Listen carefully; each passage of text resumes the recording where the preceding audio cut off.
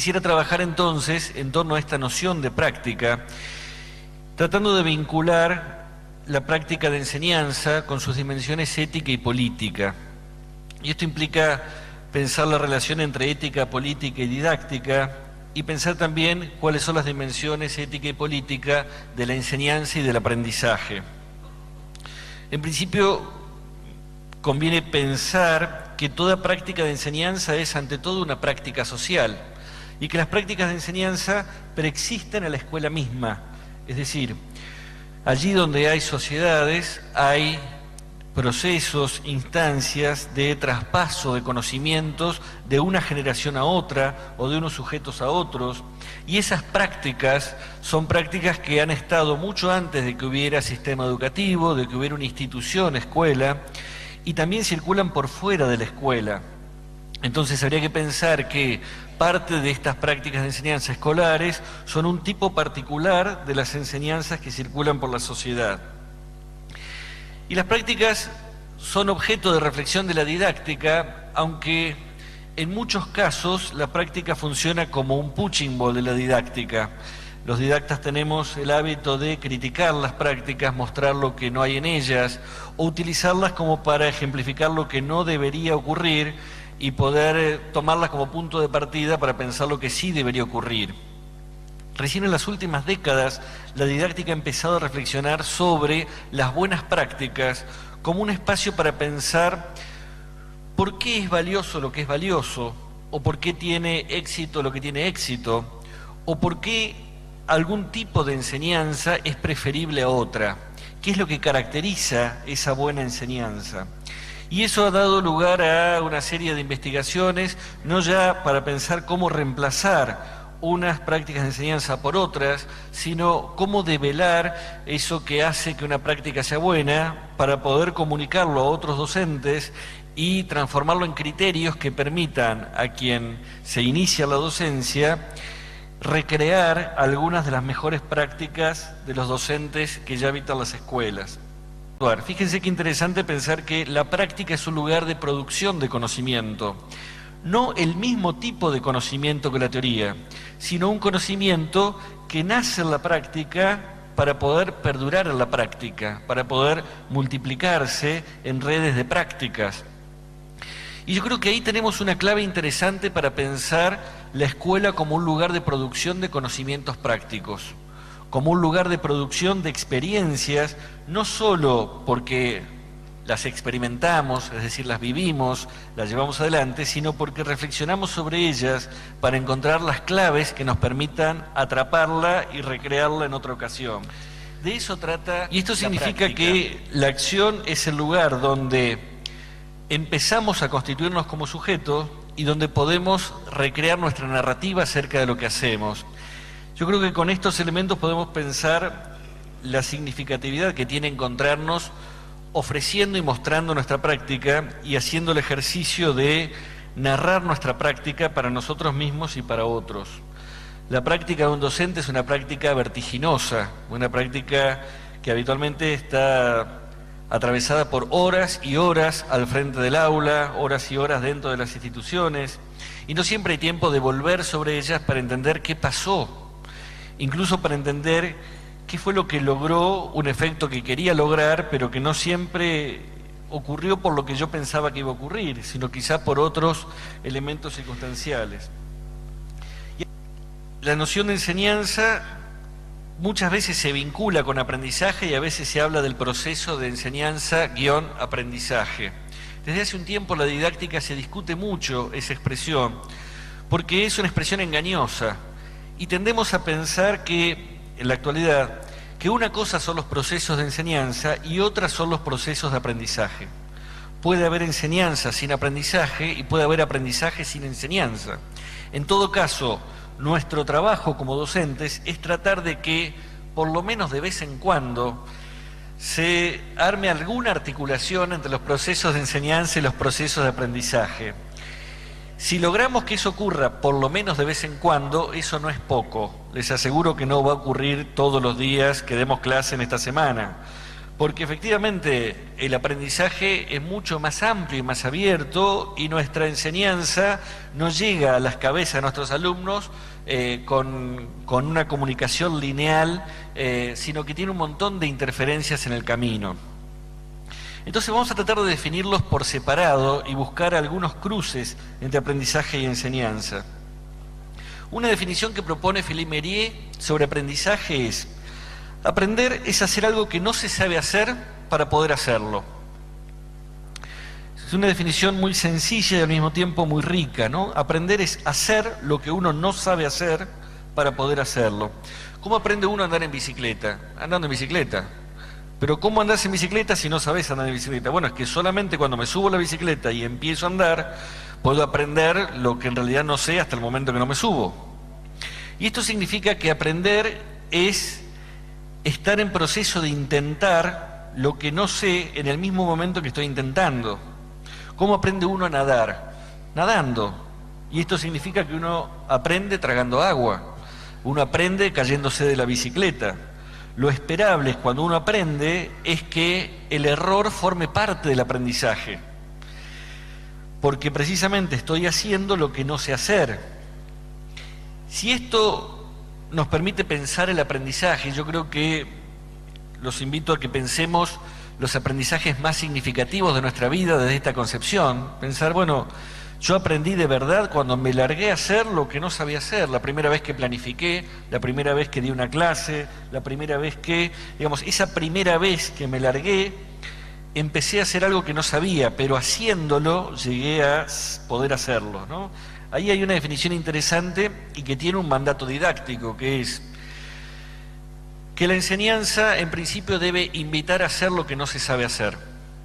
Ahí hay un primer mandato interesante, que es: si yo no logro que mis alumnos hagan lo que no saben, no van a poder aprender. No es que primero tienen que saberlo para poder traerlo a la escuela. Muchas veces en las escuelas se pide como requisito lo mismo que nos proponemos como objetivo. Y los maestros, los profesores en los primeros meses del año dicen: mirá, estoy dando historia y no saben nada. Yo digo, bueno, menos mal, tenés todo el año por delante para enseñarles, ¿no? O estoy enseñando lengua y literatura y no saben leer. ¿Qué mejor oportunidad para invitarlos a leer y que a partir del no saber empecemos a desenvolver el aprendizaje? Digo esto porque hay una queja persistente en todo lo que los chicos no hacen, no saben, no quieren, no dicen. Y yo creo que la primera pregunta para hacernos es: ¿qué es lo que efectivamente hacen, saben, quieren, dicen? Porque ese es el primer motor del aprendizaje. Y ponerlos a hacer lo que no saben hacer es la posibilidad de ir corrigiendo, arrimando el bochín, como para llegar a hacerlo quizá un poco mejor. No digo perfecto. No es esperable que al final de ningún curso de nuestras escuelas los chicos hagan de modo perfecto nada. Sí, mejor que como lo hacían en marzo. Y yo creo que lo mejor que nos puede ocurrir a lo largo del año es decir: mirá, la verdad que ahora los veo haciendo cosas que por lo menos no lo hacían en mi aula cuando empezó el año. Dice Mérieux que un modo de definir aprendizaje es que, definir enseñanza, es que enseñar es brindar seguridad para que otro ensaye y se equivoque sin temor a ser juzgado. ¿Qué es enseñar? Brindar seguridad para que otro ensaye y se equivoque sin temor a ser juzgado. Imagínense en el momento que estamos aprendiendo a andar en bicicleta, si detrás mamá, papá, el hermano mayor o el que nos enseña nos dice: dale, tarado, ¿no ves que te vas a caer? ¿No ves que sos un imbécil? ¿No ves que nunca vas a poder? Lo más probable es que vayamos al piso pronto, porque lo que uno necesita es que detrás de la bicicleta haya alguien que diga: dale, vos podés, dale. No le estamos brindando mucha seguridad. Sé que no es lo que hacemos todos los docentes, pero como tengo una hija que está en la secundaria, sé que también existe entre los docentes todavía esa práctica, ¿no? De decir: yo el primer trimestre le pongo la menor nota posible, cosa de que después me tengan miedo todo el año y estén cortitos. Digo, eso es una manera de garantizar que no aprendan en todo el año, ¿no? En todo caso, que estén todo el año con el aliento en la nuca, de llevarse la materia, pero no con intención de aprender algo de verdad. Necesitamos generar espacios de seguridad. Espacio de seguridad significa Equivóquense tranquilos, yo para eso estoy acá. No se trata de que ustedes sepan antes de venir a la escuela. Están acá para equivocarse. Y yo estoy acá para sostenerles la bicicleta. Para ayudarlos cuando no saben leer, para ayudarlos cuando no saben escribir. A veces a través del humor, a veces a través de la ironía. Uno puede ayudar al otro sin desmerecerlo, sin desacreditarlo. Pero necesitamos ayudarlo. Muchas veces los profesores de historia dicen, yo no le puedo enseñar historia si no saben leer. Y yo respondo, ¿no será que tenemos que enseñar a leer historia? Porque leer historia es una manera especial de leer, así como escribir historia es una manera especial de escribir. Y en cada una de las áreas necesitamos enseñar a leer y enseñar a escribir dentro de esa área. No se escribe igual un problema de matemáticas que un relato histórico, que un experimento, ¿no? Cada espacio tiene sus reglas de escritura y sus códigos de lectura. Y entonces todo eso que no se sabe hacer es lo que funciona como desafío para nuestro trabajo en el aula. Y esto implica suspender la presión de la evaluación. A veces se dice en educación, evaluamos todo el tiempo. Es verdad que evaluamos todo el tiempo. Entonces paremos de evaluar un rato, porque si evaluamos todo el tiempo no nos damos tiempo de equivocarnos. Lo usual es que cuando uno está aprendiendo se equivoca, y esto nos ocurre, y lo podemos ver cuando miramos estas Otra definición que propone Mérier, y me parece muy rica, de aprendizaje es: aprender es siempre tomar información del entorno en función de un proyecto personal. Aprender es siempre tomar información del entorno en función de un proyecto personal. No estamos hablando de la escuela acá, estamos hablando del aprendizaje. ¿Cómo aprendimos a seducir? Mirando lo que pasaba en los bailes, en las fiestas, diciendo a ver qué hace el que tiene éxito con las chicas, o las chicas con los chicos, a ver cómo hace el otro para seducir. ¿Cómo aprendimos a bailar? Mirando porque nos interesaba aprender a bailar, porque si no teníamos un montón de costos. Cuando hay interés en función de un proyecto personal, empezamos a buscar información del entorno. Y esa información del entorno empieza a funcionar dentro de la cabeza y permite que vayamos aprendiendo, ¿no? Y nos permite ensayar hasta lograr hacer lo que no sabemos hacer.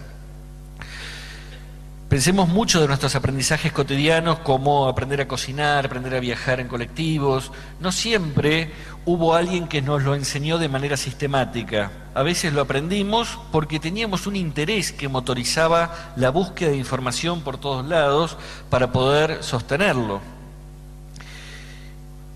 Y acá conviene que nos preguntemos, bueno, ¿qué significa aprender dentro del aula?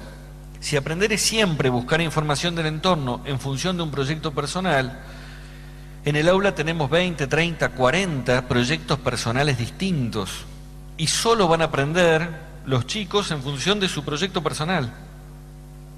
Eso significa que enseñar es llevarles las señales, el bagaje cultural que las generaciones anteriores han producido para que ellos hagan algo con eso en función de su proyecto personal. Pero solo van a tomar de lo que llevemos aquello que les sirve a su proyecto. Y ahí tenemos un problema serio, porque no siempre lo que tenemos por ofrecer les sirve para su proyecto personal. Y muchas veces el proyecto personal de los chicos se reduce a aprobar la materia. Profe, ¿qué es lo mínimo que tengo que saber para aprobar esta materia? Lo cual a uno le genera una gran herida narcisista, ¿no? Pero ¿cómo lo mínimo? ¿Por qué venís a zafar a mi materia si yo estoy tratando de... La única manera de que la enseñanza entre al proyecto personal es a través de las preguntas, que son un puente entre conocer y pensar. Solo si formulamos una pregunta en el aula, esa pregunta va a funcionar como contrato entre estudiantes y docentes para tratar de encontrar alguna respuesta posible a esa pregunta. No hay conocimiento sin preguntas, sin problemas. Y cuando en la escuela enseñamos un montón de respuestas sin preguntas, hemos tirado la ciencia por la ventana. No hay conocimiento si no hay preguntas y problemas. Y lo que necesitamos es que, si el otro va a entrar en la dinámica del conocimiento, se meta también en las preguntas. Una buena práctica no es la del docente que tiene éxito en el aprendizaje en sus alumnos, pero sí es la del docente que ha dado el máximo de sí mismo para favorecer ese aprendizaje. Una buena práctica no es la del docente que enseña lo que les interesa a sus alumnos, sino la de aquel docente que logra generar interés en sus estudiantes. No es una buena práctica la de aquel que se queda lo que los chicos saben, o que queda atrapado en lo que no saben cuando empiezan con mi materia, sino en aquel que genera que cuando terminan mi materia saben más que antes. No enseña quien ofrece respuestas sin preguntas, y no es inclusiva la escuela que ofrece almuerzos en lugar de ofrecer enseñanzas. Yo insisto mucho con esto, que muchas veces nos problematizan las escuelas.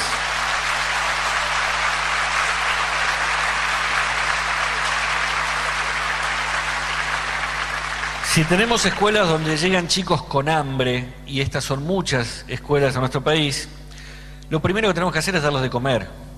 Pero no podemos reducir nuestro trabajo a darles de comer.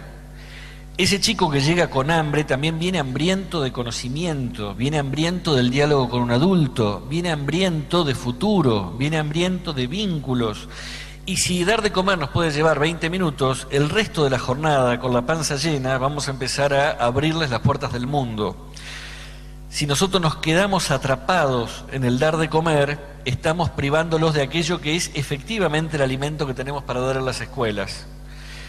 Y aquí podemos pensar que la ética del docente se basa en cuánto somos capaces de enseñar cotidianamente en las escuelas, cuánto somos capaces de ofrecer en enseñanza al otro, porque ahí radica nuestra transformación política. Un docente no hace política simplemente cuando va a votar, aunque es bueno que vaya a votar.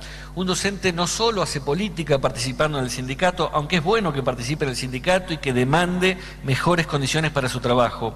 Hace política si genera en el espacio del aula un sujeto que piensa su futuro y que construye lazos con otros para resolver sus necesidades a través de proyectos colectivos. Y sintetizo entonces en dos convicciones básicas que a mi modo de ver son las convicciones que nos pueden llevar a pensar la dimensión ética y política de la educación. No nos encontramos hoy en un contexto tan distinto del que había hace décadas o siglos atrás. A lo largo de la historia, muchas veces los docentes se han encontrado situaciones muy duras, muy difíciles.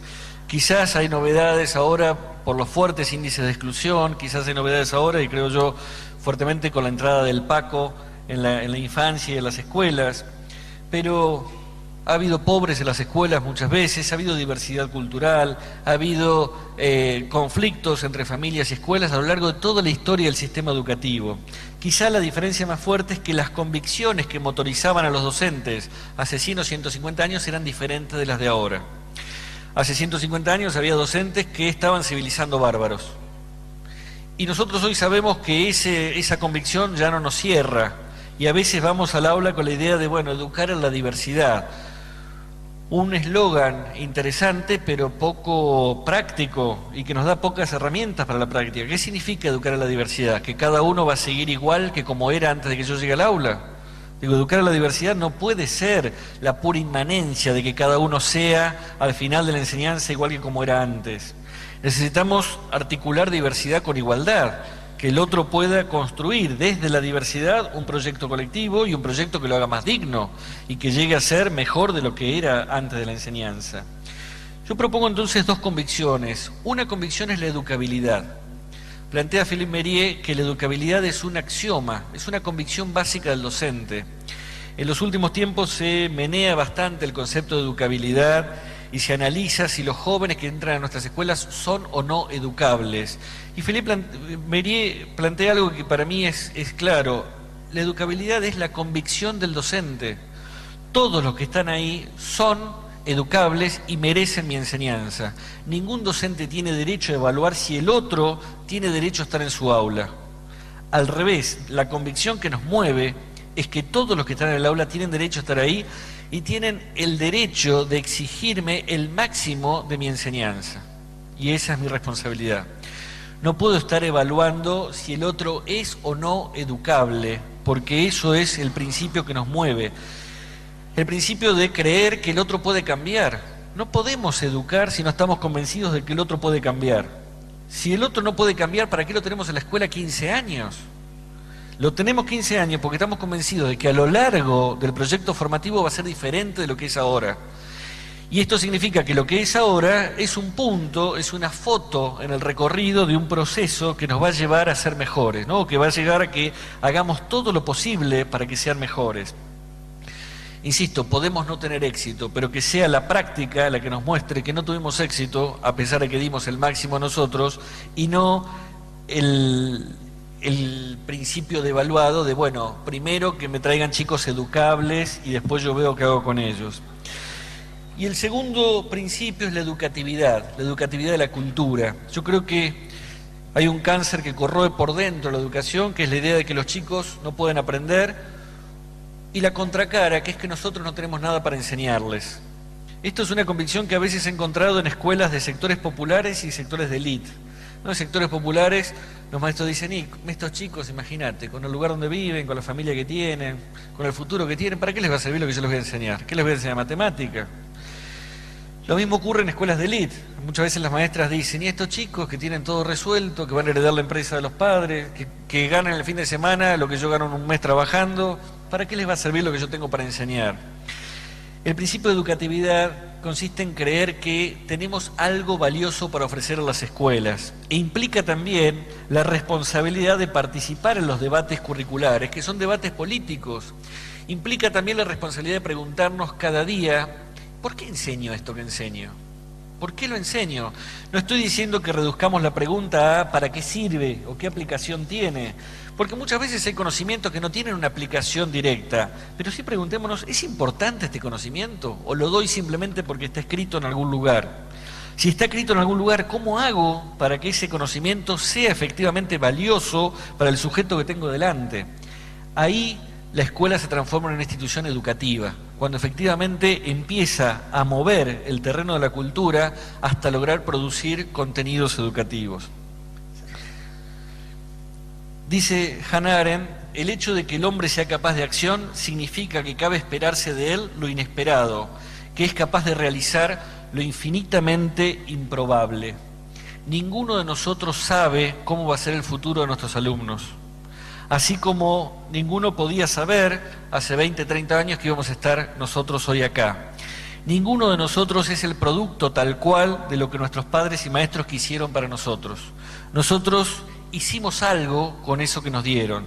Y precisamente esa es la convicción que nos permite construir un contrato con nuestros estudiantes, en creer que podemos esperar de ellos lo inesperado, lo improbable, pero que incluso lo improbable se puede hacer posible si les ofrecemos el máximo de lo que tenemos para entregarles. Muchas gracias.